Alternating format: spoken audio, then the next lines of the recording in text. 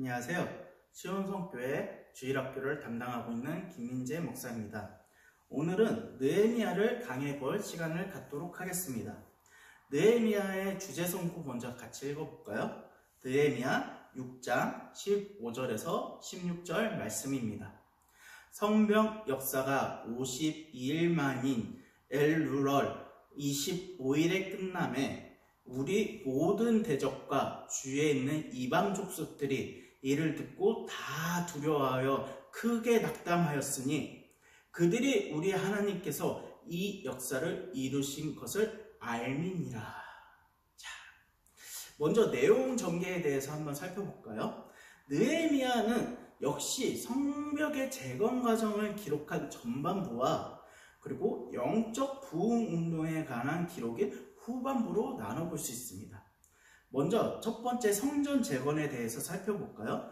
성벽 재건은 1장부터 7장의 내용으로서 느헤미야의 이야기는 바사 왕실의 술 맡은 관원으로 이해하던 느헤미야가 예루살렘의 회파 소식을 듣는 것으로부터 시작됩니다. 현실적인 안락함과 부귀와 영화를 누릴 수 있는 자리에 있었음에도 불구하고 느헤미야는 영적 공동체의 안정과 번영을 더 소중하게 여겼습니다. 그러므로 아닥사스다 왕의 허락을 받고서 BC 444년경에 예루살렘으로 귀환하는 허락을 받고 움직이기 시작하였습니다. 예루살렘에 도착한 지 사흘 후에 그는 성벽을 두루 감사하였으면서 백성들의 거주지를 고려하여 재건 사역을 적절히 할당하였습니다. 성벽의 재건 과정에서 조롱과 협박과 모함 등으로 대적들로부터 갖가지 방해를 받았지만 느헤미야의 탁월한 수완과 결단 그리고 무엇보다 여호와께 모든 것을 의뢰하는 확고한 신앙에 힘입어 이 모든 난관은 극복되었고 불과 52일 만에 성벽이 완공되었음을 우리가 알 수 있습니다. 이는 실로 하나님이 느헤미야를 도왔다는 것을 확인할 수 있는 부분이죠. 자, 두 번째 후반부는 영적 부흥 운동을 주로 다루고 있는 내용입니다. 느헤미야 8장부터 13장에 걸쳐 있는 내용이죠. 예루살렘 성벽이 완공함에 따라 적들로부터 외침에 대한 방비력은 구축되었지만 더 위험한 것은 그 성벽 안쪽 내부의 적, 곧 백성들의 신앙적, 영적 태만과 나태함에 있어서 그것이 심히 걱정이 되었다는 것이죠.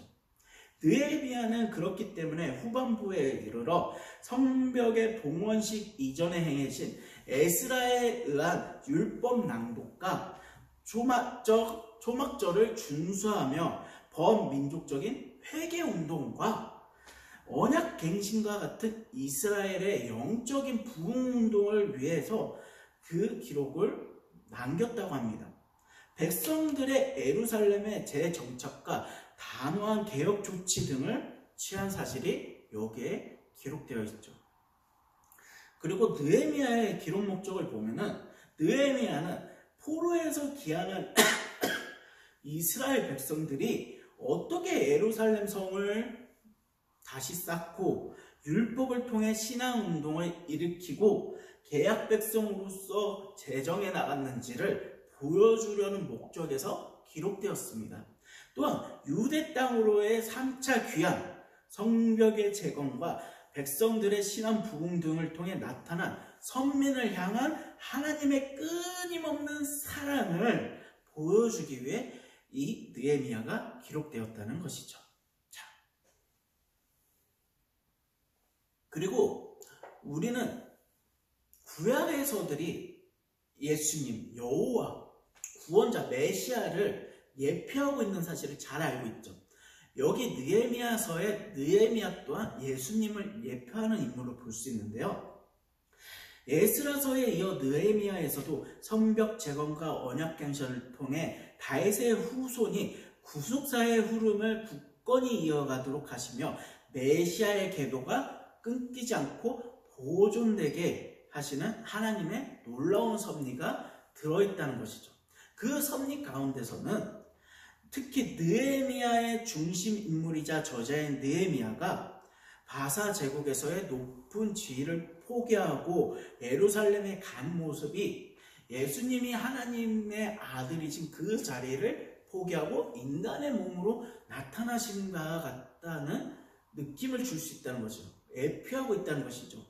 또 언어 공동체 회복을 위해서 적들의 온갖 모함과 조롱과 멸시를 이겨내고 결국 성벽의 재건과 영적 부흥운동을 일으켰다는 사실이 예수님의 사역을 예표하고 있다는 점이죠. 그렇기 때문에 느헤미야의 이러한 기록과 예수님의 기록을 비교해서 보면은 재밌는 유화점들을 우리가 찾을 수 있다는 거예요. 즉 느헤미야라는 인물이 예수님을 예표하는 인물로 기록되었다라는 것을 짐작할 수 있죠.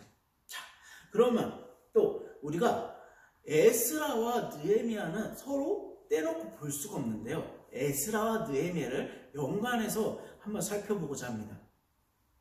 에스라와 느헤미야는 공통적인 부분이 있어요. 먼저 에스라는 성전 재건을 위해서 노력했고 다른 대적들의 방해에도 불구하고 계속 신앙을 고치시키고 그 쓰러져도 무너져도 다시 세우고 일어나는 그런 인내적인 모습과 느헤미야가 성벽을 무너뜨려도 다시 짓고 무너뜨려도 다시 짓고 방해해도 다시 짓는 그 모습이 유사한 점이 있어요. 그리고 에스라 느헤미야가 성전과 성벽을 건설한 후에 무엇을 했죠? 영적인 부흥운동을 했다는 것이에요. 종교적 혼합주의를 경계하기 위함도 있었고 또 나태해진 백성들의 신앙을 경각시키기 위해서 하나님의 그 신앙을 고치시키기 위해서 영적 부흥운동을 개혁운동을 어마어마하게 이루었다는 것이에요. 그거를 제도로 만들므로써 또 기념일을 제정함으로써 백성들이 나태한 신앙을 일깨웠다는 것이죠. 여기에서 우리가 확인해야 될 것은 하나님의 언약이 강조되고 있다는 것이에요. 하나님은 결코 약속하신 언약의 백성, 선민인 이스라엘 백성들을 포기하지 않으셨다는 것을 재차 강조하고 있다는 것이에요. 그리고 그 약속의 메시아의 후손, 핏줄을 위한 그 대가 끊기지 않기 위한 메시아의 보호하심이 여호와의 보호하심이 우리와 함께 하신다는 것을 강조하고 있다는 것이죠. 여기서 우리는 하나님께서 이스라엘 백성에 어떻게 영향을 주었는지 또 어떠한 것을 하나님께서 원하셨는지 살펴보아야 합니다. 하나님은 소수로 남은 자들, 곧 신앙의 순결을 유지하려고 애쓰는 자들을 통해서 계속해서 당신의 신령한 계획을 전개시켜 나갔습니다. 이러한 혼란한 와중에 포로 생활로 잡혀가고 신앙의 규칙도 제정할 수 없으면서 예배도 잘 드릴 수 없는 혼란한 상황 속에서도 신앙의 순수성을 지키고 있는 자들을 불러서 하나님의 계획을 이루셨다는 것이죠. 디아스포라의 유대인 중에는 이방 문화에 흡수되어서 민족적인 전통성을 상실한 채로 그 정체성을 잃은 사람도 매우 많았어요. 그럼에도 불구하고 소수의 유대인들이 보다 깊고 미래지향적인 신앙을 갖고 나아갔다는 사실이 중요하다는 것이죠. 즉 이들은 민족적인 멸망의 원인에 대해서 깊은 통찰을 갖고 혈통적 배타주의에서 벗어나 보다 다원주의적이고 보편적인 안목에서 율법들을 제정해 나갈 수 있는 계기를 가질 수 있었다는 것이에요. 어느 시기를 통해서? 포로 시기의 어려움을 통해서 그러한 앞으로 나갈 수 있는 힘을 얻었다는 것이죠. 그리고 무엇보다 이들은 의식적이고 외형적인 그러한 제도들보다는 말씀 자체에 더 집중하게 됐다는 거예요. 왜요? 성전도 무너졌고 예배도 드릴 수 없고 그 형식조차 우리가 제대로 갖출 수가 없는 포로 시대이기 때문이에요. 그렇기 때문에 그들이 매달리고 묵상하고 읽을 수밖에 없던 게 무엇이다? 하나님의 말씀, 율법이다. 그거에 대해서 매달리고 하나님을 찾을 수밖에 없고 하나님에 대해 기도할 수밖에 없는 환경에서 이들은 결국 중요한 것이 그러한 의식이 아니라 건물이 아니라 하나님의 말씀에 있다는 것을 깨닫기 시작하는 것이죠. 이는 유대교뿐만이 아니라 오늘날의 기독교 신앙에도 큰 영향을 미치게 되었으며 말씀 중심주의 사상의 뿌리가 되었다고 할 수 있습니다.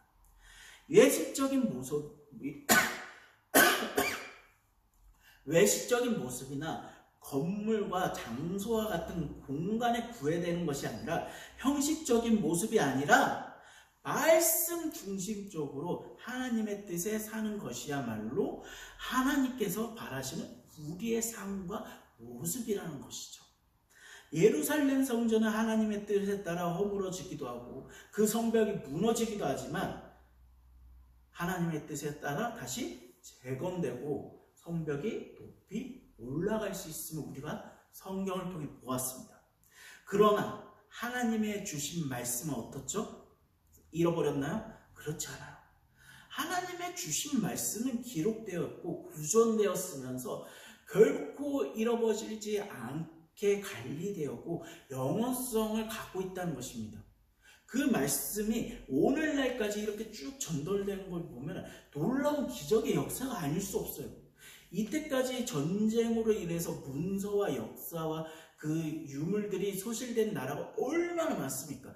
그러나 성경은 어떻죠? 그 기록이 유지되면서 그 신앙이 하나님의 말씀이 쭉 옛날 그 시대 때부터 전해져 내려왔다는 것이에요. 이것이 말씀의 영원성과도 관계가 있는데요. 하나님 말씀 그 자체가 중요하다는 것을 깨닫고 그 말씀을 보존하기 위해 얼마나 많은 노력이 들어갔는지 우리가 알 수 있다는 것이죠.